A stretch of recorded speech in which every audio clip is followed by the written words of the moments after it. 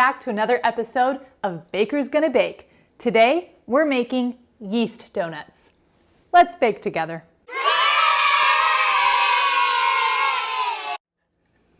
Ingredients to make the best yeast donuts. We have some fun things here. First thing we're gonna need is 1.5 cups of whole milk. Not 1%, not 2%, good old vitamin D whole milk. Then we're gonna need 1/3 cup of water. After our water, we're going to need 4 tablespoons of good old butter. And then we'll need 5 whole cups of all-purpose flour. After our flour, we're going to need a pinch of nutmeg. I have a whole nutmeg here, and I'm going to use a tool to grate it because I'm fancy like that. But like I say, you're the boss, applesauce. You'll also need a pinch of cinnamon and a teaspoon of salt. To that, you're going to add 1/4 cup of sugar and a tablespoon of active dry yeast. Yeast is actually like a living thing that feeds off of the sugar in your dough, and when it eats, it like lets go of gas, and then it gets big. That's how your dough rises, and that's why your donuts are so fluffy and so good. To that, we're gonna have 2 eggs, and finally, you're gonna need to fry these in something. So you're gonna need about 6 cups of oil, whether it's canola oil, vegetable oil, a nice light oil to get these babies fried up. All that goes together and you have the perfect donuts you ever did try.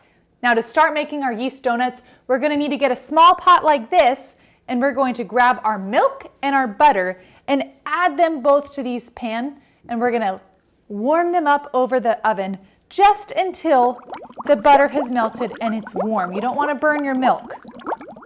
Then you're going to take it off of the burner once that's ready. And in the meantime, while it's cooling down just a little bit, you're going to take your flour and dump it on in your mixer bowl. After your flour, you're going to take your nutmeg, and this is the fun part. If you have a whole one, you can grate a little bit into there. And then take your cinnamon and just put a pinch. After you put your cinnamon, go ahead and add your salt and then your sugar. And from here, we're going to give it a little mix just to incorporate that. And then go ahead and turn it off and add your yeast into there. And then we're going to add the fun part, the warm milk and butter. Add that on in. Get your water and add that next. And we're going to add our eggs one at a time.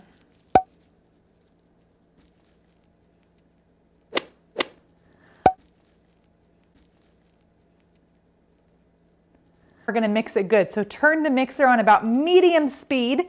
Make sure you're using this dough hook. And it's going to mix the dough until all of it comes and pulls away from the edges of the bowl on itself. And so this is going to be like 4 or 5 minutes that you need to mix this, because a lot of stuff is happening here. Your flour is getting what's called hydrated. Think about it, when you're just so parched and you're really thirsty, you live in Florida, you just really need to drink some water. And it's like, it just inflates you like a balloon when you finally drink it. This flour is parched and it needs some hydration. It needs some water. So when we're mixing it, that flour is getting hydrated. And that is going to help what's in this flour called gluten. And this gluten starts to get worked. And when the gluten gets worked, it gets pulled and stretched. So when you look at a donut on the inside, it's really fluffy and nice and not like a cake that's like super dense. Well, the difference is the dough was kneaded longer and the gluten got a lot of work done. We whipped that gluten into shape. All right, I'm going to show you an alternative way to knead your dough if you don't have a mixer. You can do all of this by hand. I'm going to take my rings off and we're going to turn the dough onto our counter. Before we do that, I'm going to take a little bit of flour and I'm going to sprinkle it right onto my surface. All right, now we're going to empty this out of our bowl. Now, if you're kneading this by hand only, take about 10 minutes to knead this because it needs to get a lot of work done on it. Scrape it all out of here because the more you scrape out, the more donuts you get to eat, if you know what I mean. All right, just about good. Okay, so our dough is turned out on our surface and we're going to start folding it back and pushing it forward with the heels of our hands. And we're going to turn it every time that we do this. And like I said, if you're doing this just straight from hand, make sure you knead this for about 10 minutes. Another way to do it is to grab just with both hands and push it forward with the heel of your hand.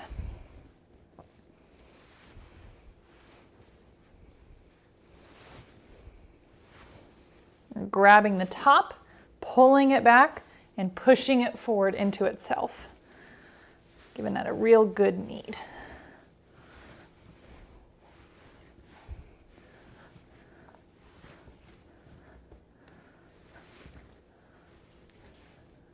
And this is looking so good. These donuts are going to be delicious. A little bit of that stuck on my hand. Get it back in there.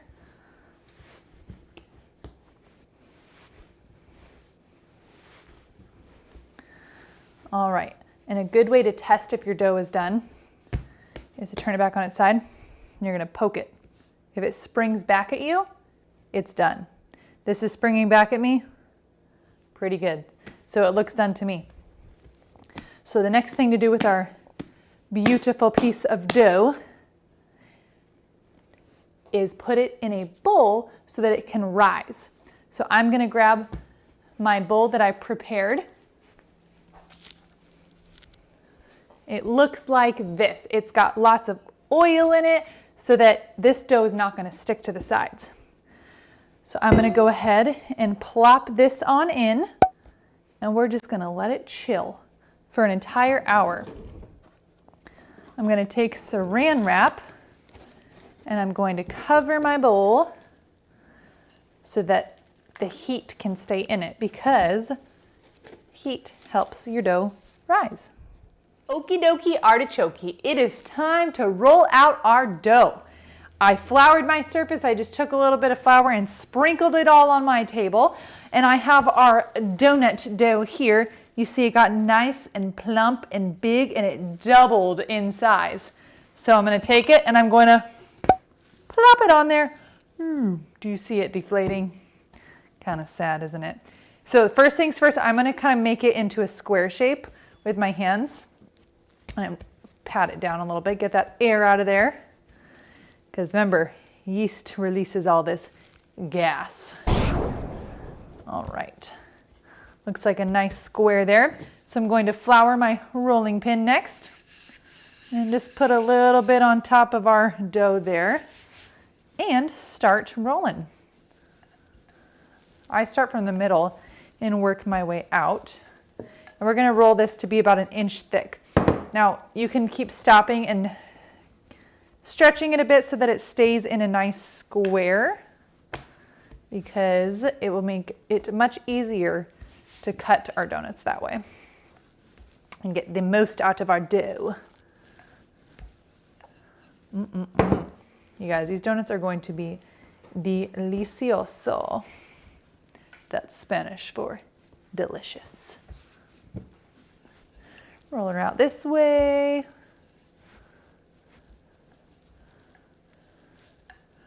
It's looking like it's coming along.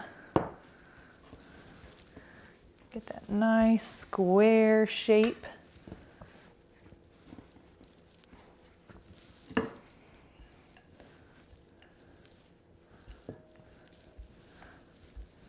All right, that's looking pretty good to me. Get that little bump out of there. All right, so we have a nice square dough here. And next we're going to cut it. So if you're fancy schmancy, you might have a donut cutter that has like a little hole in the middle. I'm not fancy schmancy, I'm Mrs. Baker, so I got a glass. And I'm gonna use this to cut my donuts. I've also pre-cut all of this parchment paper into squares because I'm gonna put it on here when it's done being cut, and it's gonna make it so much easier to put it into the oil if you let it rise on there. All right, now that we're cutting, we're gonna use a massive cup because a regular glass one doesn't quite do the job for me. So I'm going to flour it, and we're gonna use this to cut our donuts as close to the edge as possible. Now push down and cut. All right, that's a much better donut size. Now I'm gonna take my little glass in the middle as best as I can and cut the middle out. All right, that looks delicious. Set it right there on my parchment. And golden.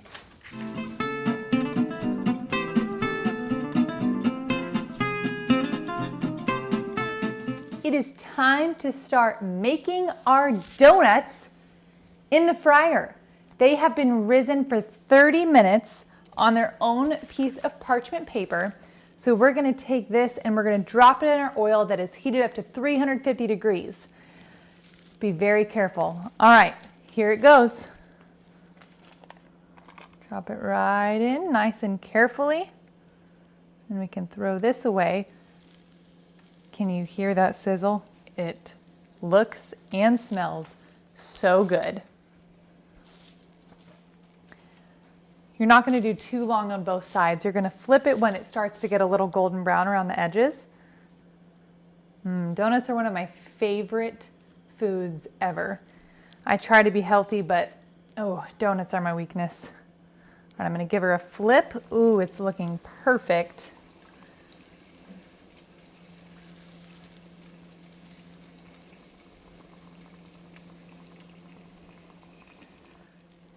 Now a couple of these donuts, the toppings I'm gonna do is a sugar donut. So you want to put them in sugar while they're still warm. So I'm gonna let it cool down for a second so I can handle it. And while I do that, I'm gonna drop a couple more in. Now a couple of these donuts, I actually did not cut a hole out of them because you can fill them with jelly or Nutella or really whatever you want. So let's go ahead and drop this one in. Remember, have your parents do this part. It can be very dangerous. We're checking our temperature, making sure it's not getting too hot. Okay, while this donut is still warm, I want to show you the sugar coating. So I just have sugar in a bowl here, and all you do is just shake it around here and cover it in sugar. Ooh, get a load of that. Now that is a donut. Okay, we're in the final step of our donut making process, and that is the toppings. So the first one we're gonna do is a regular glazed topping. So right here we have an eyeballed amount of powdered sugar, and we're going to add an eyeballed amount of milk and just a little bit of vanilla extract. So I'll go ahead and add just some of this milk. Just a little at a time. You want this one to be like a runny consistency because it's going to be a glaze more than a frosting. So still a little thick for my liking, and a little bit more milk. And now is a good time to add our vanilla extract. Just a wee little bit, or a wee lot of it. All right, we'll mix that up. And the nice part about this, if you add too much liquid, you can just add a little bit more sugar. It's very forgiving.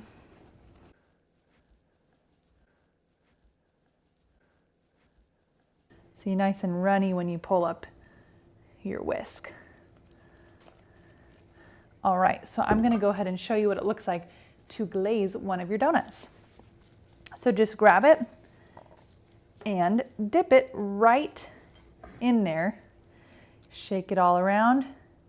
You're going to lift it and then let it fall down the sides like that, and it will cover the top of your donut very nicely. Okay, we're moving on to our chocolate frosting now.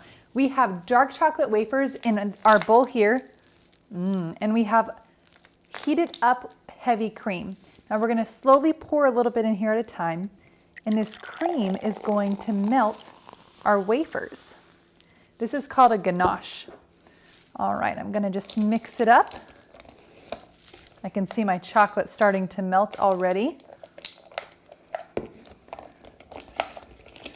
And we'll just combine that until our chocolate is melted and it's a nice consistency. So you may need to keep adding a little bit of cream until it gets to the consistency that you want it.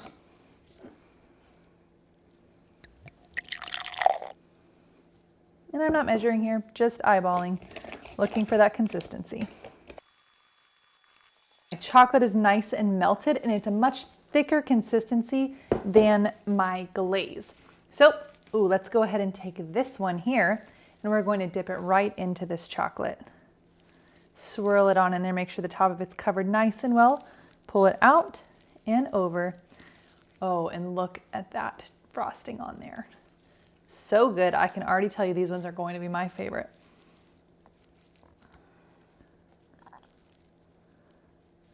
Oh, would you look at that? I tell you what, this is rivaling Dunkin' Donuts right now.